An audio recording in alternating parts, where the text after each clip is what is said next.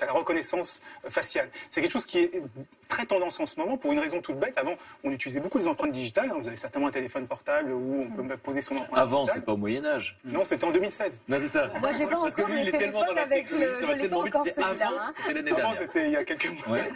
en 2016. Parce qu'aujourd'hui, on s'est rendu compte que l'empreinte digitale, quand même, c'était extrêmement facile à falsifier. Il suffit de faire une photocopie du doigt, souvent sur un peu de latex, ça demande un peu de travail, hein, c'est pas trivial, mais c'est très facile, assez simple à pirater. Alors que falsifier un visage, c'est quand même un peu plus compliqué. Et donc aujourd'hui, il y a la reconnaissance du visage qui permet de déverrouiller le téléphone portable. Des ordinateurs, on n'a plus besoin de taper son mot de passe. C'est son selfie qui devient la clé d'entrée à son ordinateur. Et donc les banques aujourd'hui permettent de créer des comptes, de valider des transactions avec la reconnaissance faciale. Parce qu'aujourd'hui, on s'est rendu compte qu'avec le visage, on est beaucoup plus pertinent. On arrive à identifier les personnes de façon beaucoup plus précise qu'avec les fameuses... Et la banque, ça veut dire quoi? Qu'on envoie une photo? Mais là, encore une fois, on peut envoyer la photo du voisin. Non, parce qu'en général, ça se fait en direct. C'est-à-dire que vous mettez en visioconférence et donc ils attendent que les yeux clignent, par exemple. Donc il y a des caméras aujourd'hui qui sont des caméras qui sont capables de voir la profondeur aussi, pour voir que c'est pas une image plate que l'on a en face de soi, parce qu'on pourrait prendre un film aussi. C'est ce qui existe aujourd'hui sur pas mal d'ordinateurs aujourd'hui. Ça aussi pour souscrire un crédit?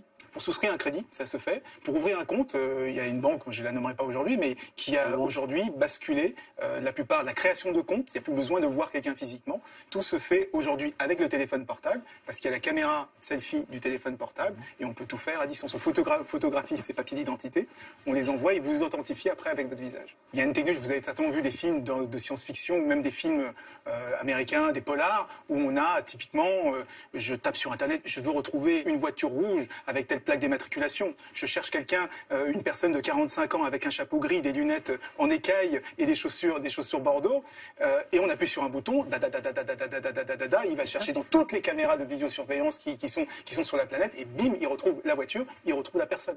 Et ben aujourd'hui, c'est des choses qui se font dans les supermarchés, par exemple. Il y a beaucoup de caméras dans les supermarchés, et on est capable de dire, il y a une petite fille perdue qui a 8 ans, elle a un pull rouge, où est-elle? Bim, on est capable de l'identifier. C'est des choses qui sont faites aujourd'hui. On arrive à identifier des personnes très très précisément au milieu d'une foule. En général, même si on les voit de 3/4 arrière, les algorithmes aujourd'hui sont devenus extrêmement précis.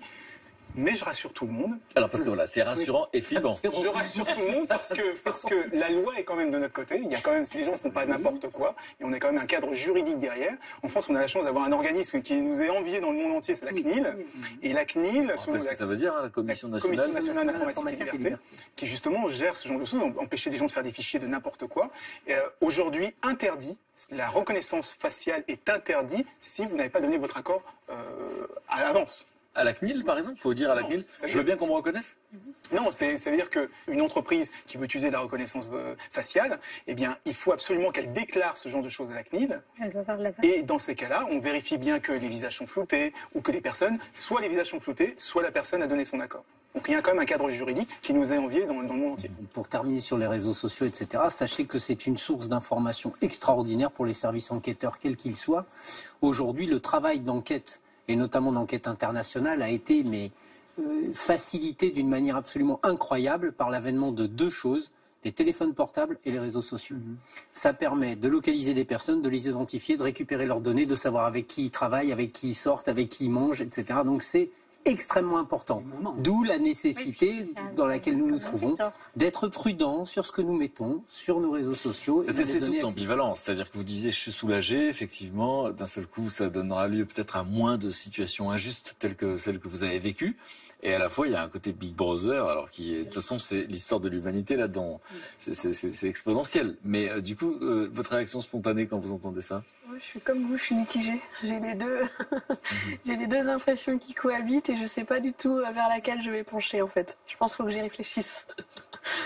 Votre réaction? Et donc moi aussi je suis mitigée parce que je me dis autant c'est vrai qu'on a besoin de cette technologie, bon ça nous permet de voir au plus loin, mais de l'autre côté je suis inquiète parce que ce que beaucoup de personnes ne savent pas, c'est que les usurpateurs ils ont probablement 2 longueurs d'avance sur nous. Cette technologie ils ont peut-être déjà travaillé dessus.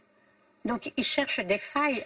Donc c'est là aussi où je me dis, voilà, Je suis d'accord, mais non. D'autant que dans l'espace public, on est plus protégé. Hein. Les caméras de surveillance dont je vous parlais tout à l'heure, il y en a de plus en plus dans les villes. Bon, en France, encore une fois, on a un cadre légal qui nous protège pas mal, mais c'est pas le cas dans d'autres pays au monde. Et donc justement, certains activistes ont commencé à créer des solutions, à trouver des solutions pour ne plus se faire pister dans la rue, ficher, surveiller et identifier à leur insu. Alors, vous connaissez les voitures, quand un constructeur sort une nouvelle voiture, il la maquille avec des logos et des... Eh bien, il y a des systèmes de maquillage aujourd'hui qui existent pour ne pas être identifiable sur les fameuses caméras de... Ce sont des maquillages virtuels pour la photo ou pour de vrai? Pardon? Ce sont des maquillages virtuels pour la photo? Non, ce sont des gens qui se sont maquillés pour de vrai pour tromper les caméras de visiosurveillance et les systèmes d'identification. Bon, merci les camarades.